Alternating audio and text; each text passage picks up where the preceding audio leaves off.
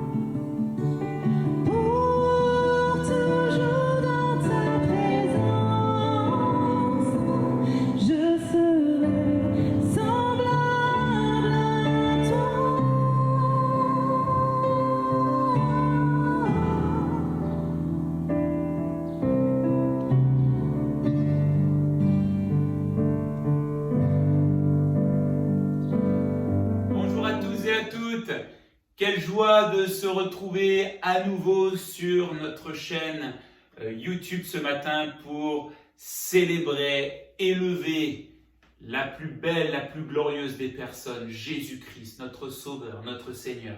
C'est lui le centre de ces moments, c'est lui qui est à la première place. Et j'en profite pour remercier aussi l'équipe, Fatima, Rebecca et Rémi, pour ce temps de chant, de louange, d'adoration.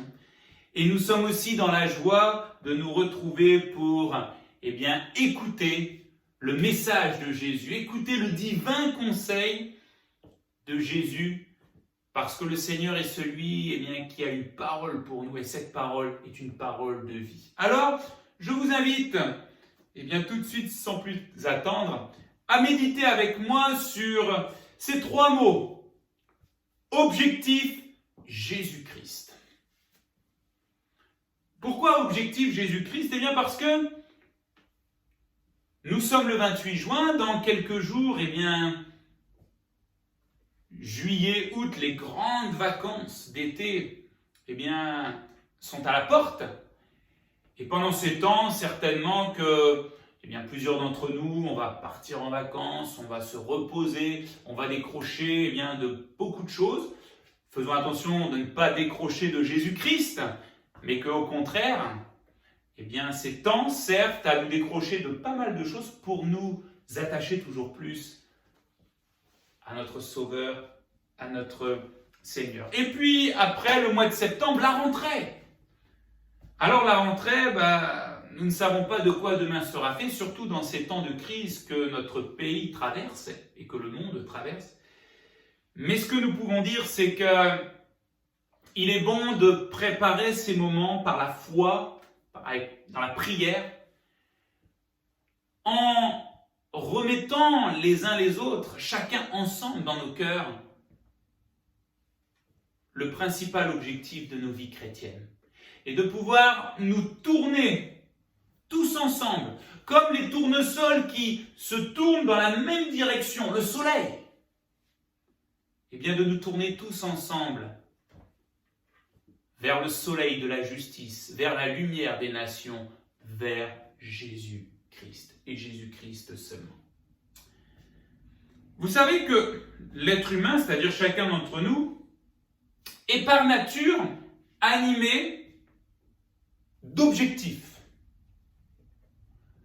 de buts qu'il veut atteindre, d'ambition, c'est-à-dire le désir profond de vouloir quelque chose. Nous avons tous et toutes des objectifs, des buts, des ambitions. On y arrive ou on n'y arrive pas, mais on les a. Quelqu'un qui n'a pas d'objectif, pas de but, pas d'ambition dans sa vie, mène hélas une vie très très monotone. Mais c'est normal d'avoir des objectifs. Pourquoi ? Parce que Dieu lui-même qui nous a créés, la Bible nous dit que dans son cœur, il y a aussi un objectif, il a aussi un but, qu'il veut atteindre et qu'il atteint. Ce but, c'est de nous réconcilier les uns les autres avec lui. Son but, et il travaille pour cela, et merci Seigneur parce que il gagne des cœurs à lui. Son but est de nous attirer à lui, de nous réconcilier avec lui. Et merci Seigneur, parce qu'un jour nous avons répondu à ce divin appel. Et nous continuons de prier pour ceux et celles qui ferment leur cœur, afin qu'ils s'ouvrent devant le Dieu d'amour. Et dans notre vie chrétienne, nous sommes appelés aussi à avoir des objectifs pour la gloire et l'honneur de Jésus-Christ. Sauf que des fois, on a tellement d'objectifs dans notre vie chrétienne que cela amène quelques dangers. Premier danger, c'est qu'on a tellement d'objectifs, on entend tellement de choses, on veut tellement bien faire dans tous les domaines de notre vie chrétienne, qu'au bout d'un moment, on s'y perd. Et ça peut arriver. Un deuxième danger auquel je pense, c'est que des fois on a tellement d'objectifs que si on trie un petit peu, on verrait que même dans notre vie chrétienne, nos objectifs ne sont pas forcément chercher ce qui est bon pour nos vies chrétiennes, mais plutôt des fois de rechercher des intérêts personnels. J'en profite pour vous dire que ce que nous pensons bon n'est pas forcément divin, ne vient pas forcément de Dieu. Et puis un troisième danger que j'ai noté, c'est que des fois on a tellement d'objectifs dans notre vie chrétienne que on passe à côté, on manque ce qui est nécessaire. Pourquoi? Parce qu'on recherche ce qui est secondaire. Et je remercie Dieu parce que dans sa parole, il nous éclaire, il nous redresse, il nous ramène sur l'objectif principal qu'il a pour chacun de nous en tant que chrétiens, c'est-à-dire ce que nous devons rechercher par-dessus tout. Et il y a une chose, et nous allons en parler quelques instants. Le Seigneur n'est pas celui qui nous donne 10 000 objectifs. Il sait que nous ne pourrions pas, mais il nous en donne un. Et ce matin, je nous invite encore à considérer cela et à prendre la bonne décision.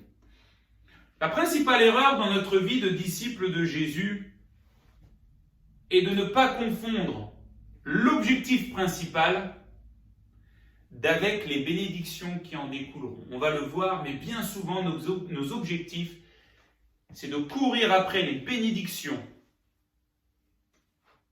alors que le Seigneur nous demande de courir après l'objectif principal, et le reste vient naturellement. Expliquons un petit peu cela au travers d'un texte que nous trouvons dans Philippiens, chapitre 3, le verset 8 à 11. C'est l'apôtre Paul qui va parler, il va dire ceci. « Et je considère même tout comme une perte à cause du bien suprême qu'est la connaissance de Jésus-Christ, mon Seigneur. À cause de lui, je me suis laissé dépouiller de tout, et je considère tout cela comme des ordures afin de gagner Christ, et d'être trouvé en lui, non avec ma justice, celle qui vient de la loi, mais avec celle qui s'obtient par la foi en Christ, la justice qui vient de Dieu et qui est fondée sur la foi. Ainsi, je connaîtrai Christ, la puissance de sa résurrection et la communion à ses souffrances, en devenant conforme à lui dans sa mort, pour parvenir d'une manière ou d'une autre à la résurrection des morts. Amen. On peut dire que Paul était un grand bonhomme du Nouveau Testament. Un grand bonhomme dans le début de l'histoire de l'Église, et même encore aujourd'hui, son impact est grand. Lui se déclare dans la Bible comme étant petit. Il le dit lui-même. J'ai persécuté l'Église de Jésus-Christ avant de rencontrer Jésus. Je ne suis pas digne d'être apôtre. Je suis le dernier des derniers. Et pourtant, quel impact il a eu pour le Seigneur Jésus. Paul, il écrit là à une église, l'église de Philippe. Et les chrétiens de Philippe menaient une vie chrétienne, on pourrait dire, triste. Une vie chrétienne sans saveur. Et Paul, qui affectionne cette église, va leur écrire, il va les exhorter à vivre une vie chrétienne joyeuse, heureuse. D'ailleurs, Paul, il est en prison quand il écrit. Et il leur dit, vous pouvez mener une vie chrétienne, une vie joyeuse. Et pour cela, Paul va ramener leur vue, leur regard, leur foi sur l'objectif principal, c'est-à-dire sur la priorité. Et cet objectif principal, cette priorité, ce n'est pas de rechercher la joie. Cet objectif principal, ce n'est pas de chercher un réconfort ou quelque chose comme ça. Cela viendra naturellement. Non, Paul les ramène et il se prend en exemple et il dit, l'objectif principal, il est très simple.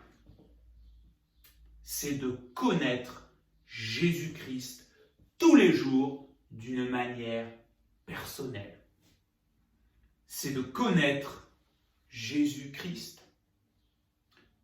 Et nous voyons que toute sa vie, ce sera l'objectif de l'apôtre Paul. Il ne recherchera jamais la puissance.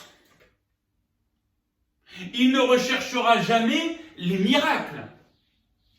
Il n'aura pas comme objectif de guérir tout le monde. Il n'aura pas comme objectif de rechercher les prodiges. Ah, quand ces choses-là vont se manifester, il va aspirer à ces choses. Mais aspirer ne veut pas dire rechercher. Rechercher, c'est je fais des efforts et je m'engage. Aspirer, c'est Seigneur, si tu veux eh bien, faire cela au travers de moi, je suis disponible. L'objectif de l'apôtre Paul, ce sera toujours Jésus, de connaître Jésus et de veiller à sa relation avec lui. Et tout le reste, il sait que cela découle naturellement. Et à la fin de sa vie, eh bien Paul va encourager Timothée, le jeune Timothée, qui exerçait le ministère. Et comme eh bien, les Philippiens, Timothée était triste, était abattu. Et l'apôtre Paul va l'encourager alors que lui-même est en prison et qu'il va bientôt mourir pour sa foi en Jésus-Christ. Il va achever bientôt la course. Et l'apôtre Paul eh bien, l'encourage en lui disant « Reprends courage ». Reprends courage et que ton ministère, ta vie avec le Seigneur soit épanouie. Et pour cela, un objectif, connaître Jésus, connaître Jésus-Christ. Et il va dire ceci dans 2 Timothée, chapitre 4, verset 13, nous le lisons. « Quand tu viendras, rapporte-moi le manteau que j'ai laissé à Troas, chez Carpus, et les livres, surtout les parchemins. » L'apôtre Paul, à la fin de sa vie, va dire à Timothée, quand tu vas venir me voir, amène-moi les affaires, amène-moi mes affaires. Mais il y a une chose par-dessus tout, ramène-moi mes livres et surtout les parchemins. Sur ces parchemins, c'était la parole de Dieu qu'il y avait. Cette parole qui nous fait connaître Dieu, qui nous fait connaître Jésus. L'apôtre Paul, même à la fin de sa vie, on pourrait dire, mais il a tout compris. Même à la fin de sa vie, il voulait toujours connaître Jésus et Jésus-Christ. Alors, pour nous aujourd'hui, l'objectif principal, mes frères et sœurs, n'a pas changé. C'est de connaître Jésus. La Bible nous dit, « Or, la vie éternelle, c'est qu'ils te connaissent, toi le seul vrai Dieu, et celui que tu as envoyé, Jésus-Christ. » Et puis cette autre parole nous dira, « Cherchez d'abord le royaume de Dieu. » Et nous savons que le royaume de Dieu, il a un roi. Ce roi, c'est Jésus. Cherchez d'abord le royaume de Dieu, le roi. Et toutes choses vous seront données par-dessus tout. C'est vrai que, et c'est triste, nous sommes tous et toutes formatés dès notre plus jeune âge à plus rechercher ce qu'on peut recevoir que d'apprendre à connaître quelqu'un. Vous avez des organismes aujourd'hui, il y a des queues, il y a des files d'attente. Les gens y vont parce qu'ils savent qu'ils peuvent recevoir quelque chose. Aujourd'hui, dans notre société, apprendre à connaître quelqu'un n'est pas forcément une priorité. Par contre, ce qu'il peut me donner, ça devient très intéressant. Je me souviens de cette petite mamie en maison de retraite. Quand on allait la voir, elle pleurait et elle disait, ma famille,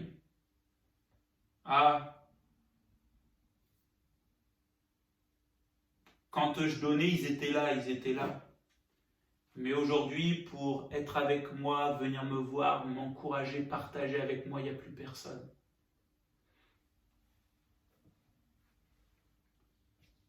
Donc dans notre vie chrétienne, nous nous puissions éviter ce piège, mes frères et sœurs, qui malheureusement peut nous faire tomber si souvent.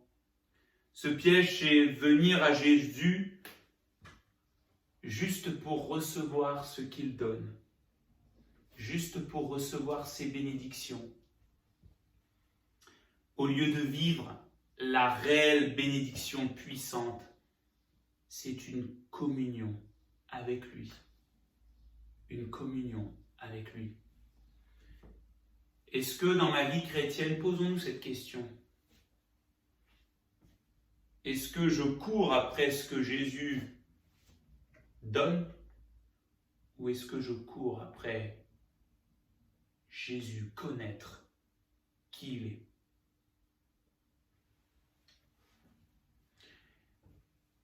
Nous n'avons pas besoin de rechercher ce que Jésus donne, les bénédictions que Jésus donne. Celles-ci découleront toujours d'une communion personnelle avec lui. Et c'est vrai que courir après les bénédictions nous fatiguera très, très vite. Et puis peut-être nous rendra très frustrés dans notre vie chrétienne.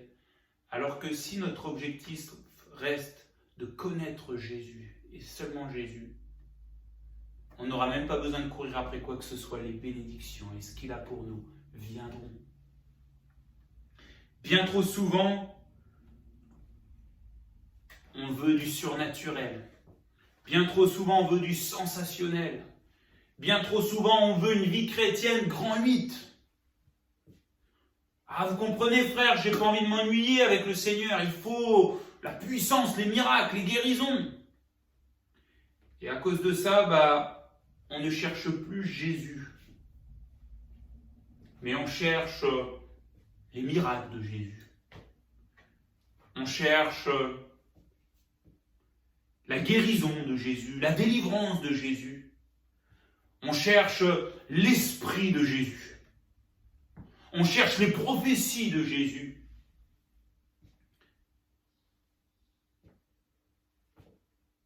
Alors que nous sommes appelés, mes amis, et je vous le dis en toute honnêteté, à rechercher le fondement.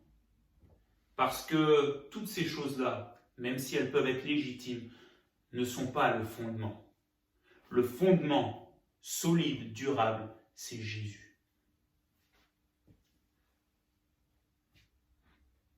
Alors, que veut dire connaître Jésus, connaître Jésus-Christ? Le mot connaître dans la Bible, c'est le mot intimité. Être intime de. Vous savez que quand il y a intimité, on se dévoile les uns les autres. On ouvre nos cœurs. On est sincère. Et c'est ce que Jésus fait. Jésus nous ouvre les portes de son intimité. Jésus nous ouvre les portes pour que nous puissions le connaître. Il se dévoile. Comment? Alors oui, il peut y avoir des révélations de Jésus-Christ d'une manière miraculeuse. Mais la première révélation de Jésus, c'est par sa parole, la Bible. La Bible nous révèle, nous dévoile qui est Jésus, sa personne, son caractère. Voilà pourquoi Paul disait « Ramène-moi les livres, surtout les parchemins, ramène-moi la parole de Dieu, que je continue à connaître Jésus. » Elle nous dévoile sa personne, son caractère, sa volonté, son œuvre. Elle nous révèle qui il est et elle nous invite à le recevoir et à l'accepter de tout son cœur. Connaître Jésus, c'est aussi l'écouter par sa parole et aussi lui parler par la prière.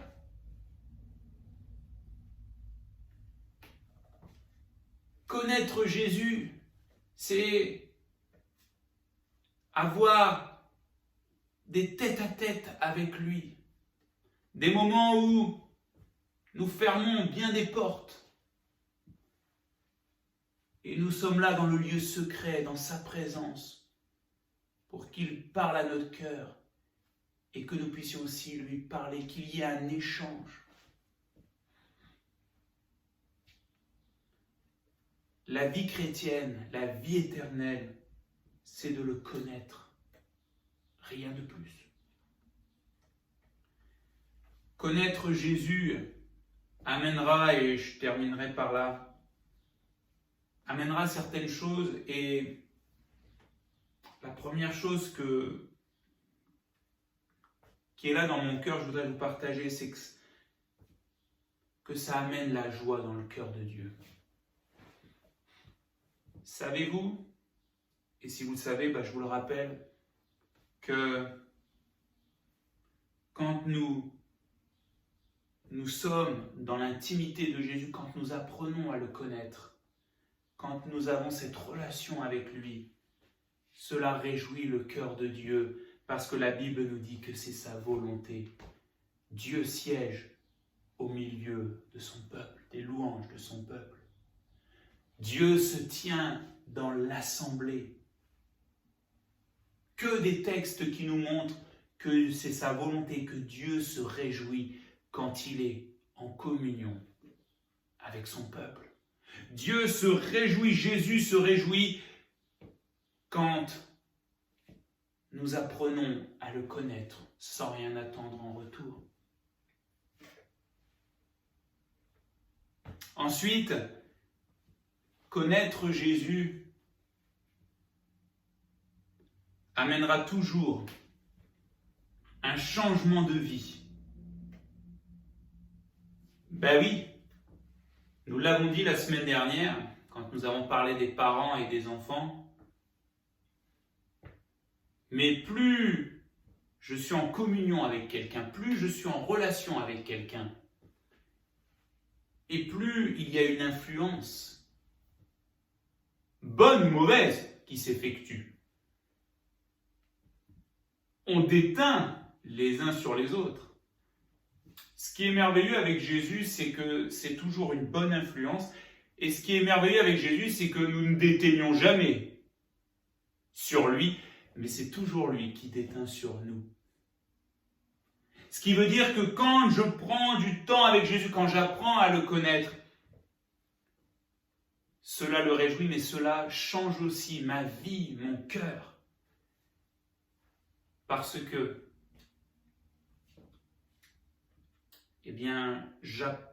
j'apprends de lui, et surtout, dans ma vie, je me mets à le refléter. Je me mets à lui ressembler. On n'est plus sur simplement de la théorie, mais on est sur de la pratique. Quand j'apprends à connaître Jésus, ma vie est changée, ma vie est transformée, ma vie reflète Jésus. Et puis la dernière chose, quand j'apprends à connaître Christ seulement, quand cela est mon objectif principal, alors oui, je recevrai ces bénédictions et bien plus. Et attention, pas de faux semblants, je m'explique. On pourrait être tenté de dire, oui, mon objectif c'est de connaître Jésus. Et en fait, dans notre cœur, notre but c'est pas de connaître Christ, c'est oui, je vais te connaître Seigneur, mais en retour il me faut des choses. Nous l'avons dit, connaître Christ c'est ne rien attendre en retour, si ce n'est que lui et lui seul. Le vouloir, lui et lui seul. Mais c'est vrai que pour ceux et celles qui cherchent Jésus d'un cœur sincère et vrai, eh bien le Seigneur amènera aussi bien des bénédictions et bien plus encore. Il est capable de faire ce qu'on peut, même ce qu'on ne pense pas, ce qu'on n'imagine pas. Je me rappelle de ce témoignage de cette femme malade, condamnée par la médecine, une maladie incurable. Cette femme pensait même à l'euthanasie. Et un jour, elle est amenée à venir dans une assemblée où on prêche Jésus, en toute simplicité. Et après quoi, elle demande à parler avec le pasteur. Et elle lui dit, voilà, je suis venue, j'ai été invitée. Je suis atteint d'une maladie incurable, j'ai plus beaucoup de temps à vivre et je voudrais même accélérer cela. Mais j'ai entendu parler de Jésus et cela m'a touché. Et je voudrais apprendre à connaître ce Jésus. Ah, j'attends rien de lui. J'attends pas guérison, j'attends rien.